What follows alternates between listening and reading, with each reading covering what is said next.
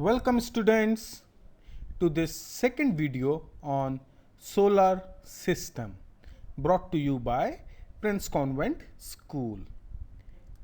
In the first video we looked at what solar system is और solar system में क्या क्या होता है, sun and 8 planets. और फिर हमने देखा था what is the importance of sun.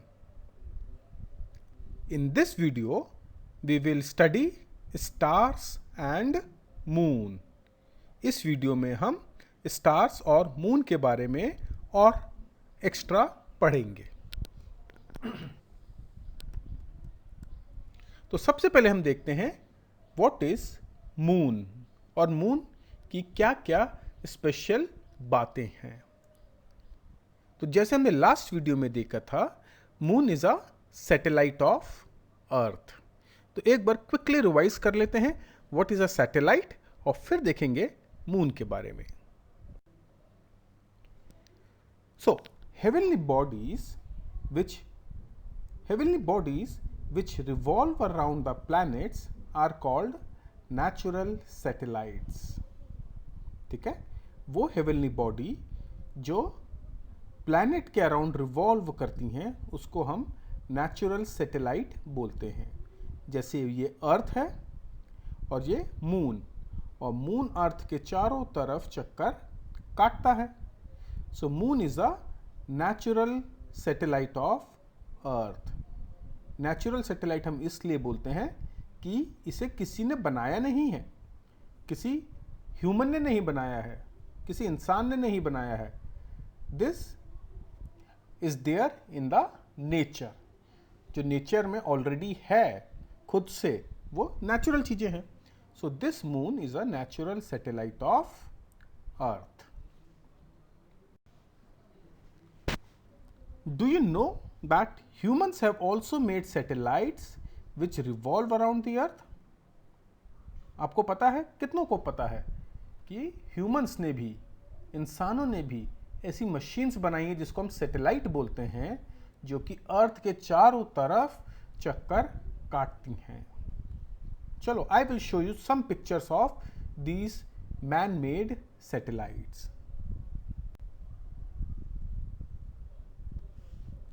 ये पिक्चर देखो, ये हमारा अर्थ है. This is our earth and this is a man made satellite which is revolving around the earth like this. ठीक है, ये अर्थ के चारों तरफ चक्कर काटता है. This is a man made satellite. तो देखा, ये मून की तरह गोल नहीं है, ये एक मशीन है. बट क्योंकि ये अर्थ के चारों तरफ चक्कर काट रहा है और अर्थ एक प्लैनेट है, therefore it is called a satellite. But since this is not a natural satellite, it is called human made satellite. एक और देखो, देखा, इसमें आप और क्लियरली देख सकते हो इस सैटेलाइट को. So this is a picture of man made satellite और human made satellite which moves around the earth, which revolves around the earth, जो अर्थ के चारों तरफ चक्कर काटता है. तो क्योंकि दो तरह के सैटेलाइट्स हो गए, एक सैटेलाइट जो कि नेचुरल है और दूसरा आर्टिफिशियल है. तो satellites can be of two types, natural satellites and artificial satellites. तो नेचुरल सैटेलाइट्स कौन से होते हैं? These are heavenly bodies. ठीक है, natural satellites are heavenly bodies which revolve around the planets like moon revolves around the earth. तो moon एक natural satellite है अर्थ का.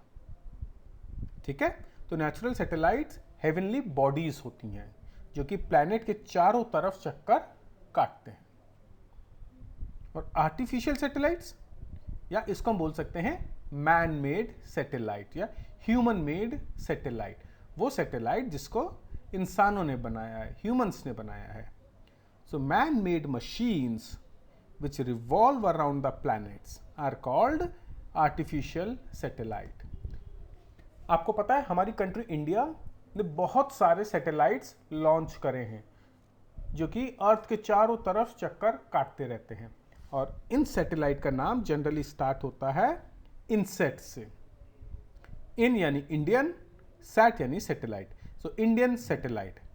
तो बहुत सारे सैटेलाइट है, INSAT 1A, 1B, 1C, INSAT 2A, 2B, इस तरीके से बहुत सारे सैटेलाइट्स हैं जो कि बहुत ही यूजफुल पर्पस सर्व करते हैं। जितने भी केबल टीवी के चैनल्स हम देखते हैं, या जीपीएस जो हमें बता देता है कि लोकेशन या किसी भी जगह पर जाने का रास्ता, ये सब केवल सैटेलाइट्स के कारण ही पॉसिबल है। ठीक है, तो क्लियर है नेचुरल सैटेलाइट्स और artificial satellites. Natural satellites heavenly bodies होंगी और artificial satellites man made machines हैं। दोनों में कॉमन बात क्या है? दोनों ही प्लैनेट के चारों तरफ चक्कर काटेंगे। ठीक है, तो अर्थ का नेचुरल सैटेलाइट कोई आपसे पूछता है अर्थ का नेचुरल सैटेलाइट कौन सा है, तो अर्थ का नेचुरल सैटेलाइट मून है। Okay, now let's look at the natural satellite of earth which is the moon.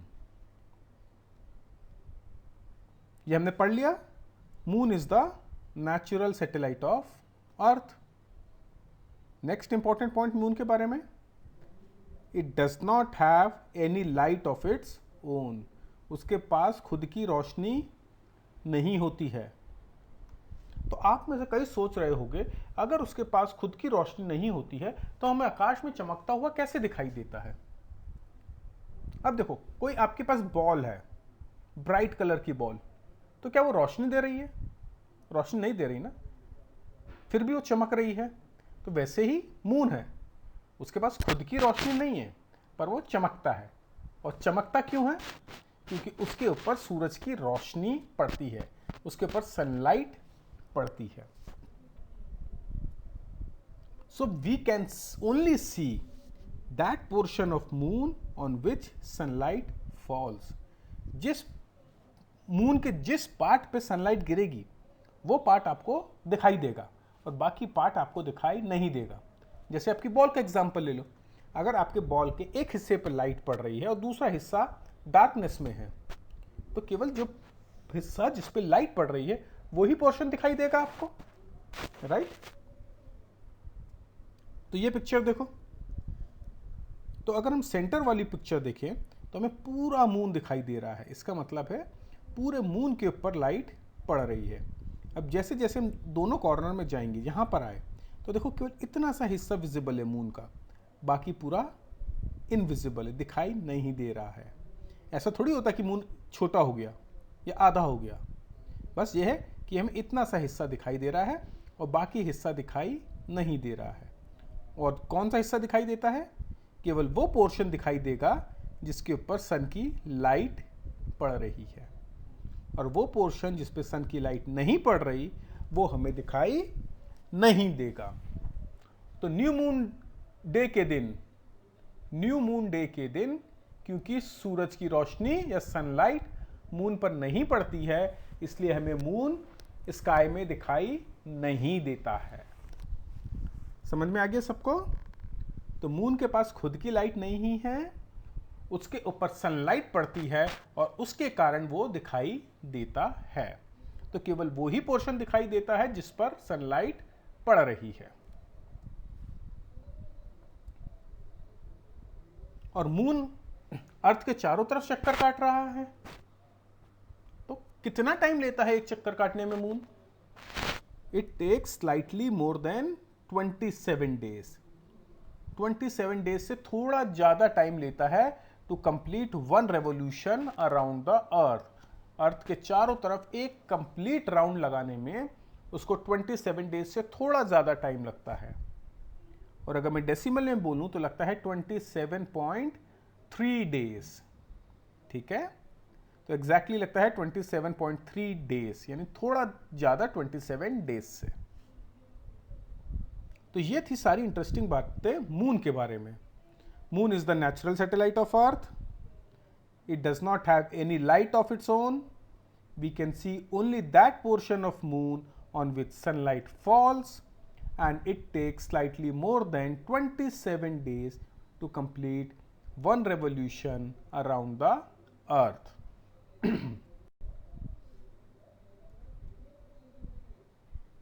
आपको ये पता है कि ह्यूमंस मून के ऊपर लैंड कर चुके हैं, मून के ऊपर जा चुके हैं, मून के ऊपर चल चुके हैं। And the first people to land on moon were Neil Armstrong and Edwin Aldrin. Neil Armstrong and Edwin Aldrin. They were the first people to land on the moon. And the year 1969, आज से 50 साल पहले ही वो लोग moon के ऊपर land कर गए थे। ठीक? So Neil Armstrong and Edwin Aldrin were the first people to land on the moon in the year 1969. तो अब हमने मून के बारे में बहुत सारी बातें पढ़ ली, बहुत सारी चीजें हमें समझ में आ गई। अब हम पढ़ेंगे स्टार्स के बारे में कि स्टार्स क्या होते हैं। कौन बता सकता है कि what is the biggest difference between stars and other heavenly bodies like planets and satellites? Stars और प्लैनेट और सैटेलाइट्स में क्या डिफरेंस है? सोचो। तो सबसे बड़ा डिफरेंस है कि stars have heat and light of their own. उनके पास खुद की रोशनी और गर्मी होती है। whereas planets and satellite do not have light of their own, they just reflect the light of stars. ठीक है?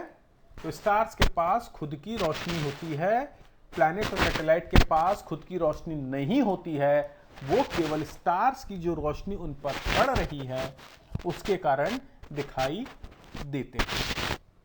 ठीक है? बहुत इंपॉर्टेंट है, याद रखना हमेशा कि stars have heat and light of their own, whereas planets and satellites reflect the light of stars. ठीक? तो सन के पास खुद की हीट एंड लाइट है, इसका मतलब है सन इज ऑल्सो अ स्टार। ठीक है? हम सन को अलग से पढ़ते हैं, सन सन सन, बट सन कुछ नहीं है, सन भी एक स्टार है। ठीक? और सोलर सिस्टम में केवल एक ही स्टार है एंड दैट इज सन। पूरे सोलर सिस्टम में सन इज द ओनली स्टार। तो आप सोच रहे होंगे कि हमें स्काई में तो इतने सारे स्टार्स दिखाई देते हैं, तो वो कहां के हैं? तो वो सारे स्टार्स यूनिवर्स में प्रेजेंट हैं, बट वो सोलर सिस्टम के पार्ट नहीं है, वो किसी और सिस्टम के पार्ट है। ठीक है? तो सोलर सिस्टम में केवल एक ही स्टार है and that is sun. So sun is the only star in solar system. Finally अब हम देखेंगे कॉन्स्टेलेशंस। ये कॉन्स्टेलेशंस क्या होते हैं? ये बहुत ही इंटरेस्टिंग है, इसमें आपको थोड़ा इमेजिन करना पड़ेगा चीजों को।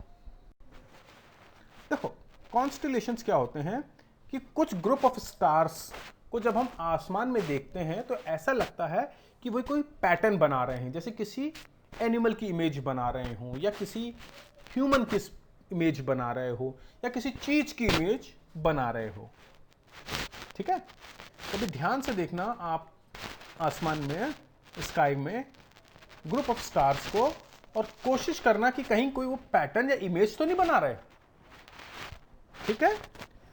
तो some group of stars appear to form a pattern of animals, people or things, and such patterns are called constellations. क्या बोलते हैं इनको? Constellations.